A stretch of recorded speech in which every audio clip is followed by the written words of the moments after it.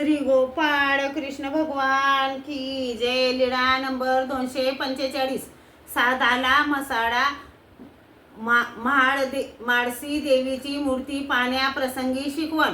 एके दिवशी सर्वज्ञांना सकाळचा पूजा वसर झाल्यावर सर्वज्ञ माळसाच्या देवळाकडे गेले। तेव्हा गोपाळांच्या देवळात सर्वज्ञ बसले व श्री सर्वज्ञांजवळ साधा बसली होती। सर्वज्ञांनी विचारले, साधे हो, तुम्ही माळसा पाहिली? नाही जी, नाही पाहिली। सर्वज्ञ म्हणाले, तरी पहा जा।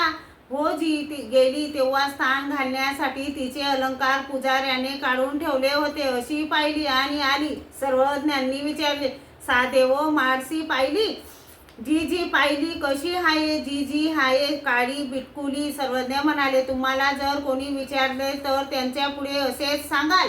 सर्वज्ञ म्हणाले, आता पुन्हा एक वेळ पहा जा। साधा म्हणाली, हो जी। मग मागाहून गेली तेव्हा शृंगार केला होता, अशी पाहिली। मग येऊन सर्वज्ञांपुढे सांगितले। सर्वज्ञ म्हणाले, साधे हो, माळसी पाहिली? जी जी पाहिली। सर्वज्ञांनी विचारले, कशी दिसली साधे हो?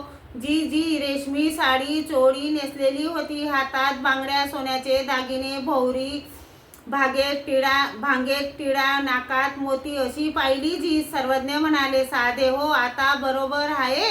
श्री गोपाळ कृष्ण भगवान की जय।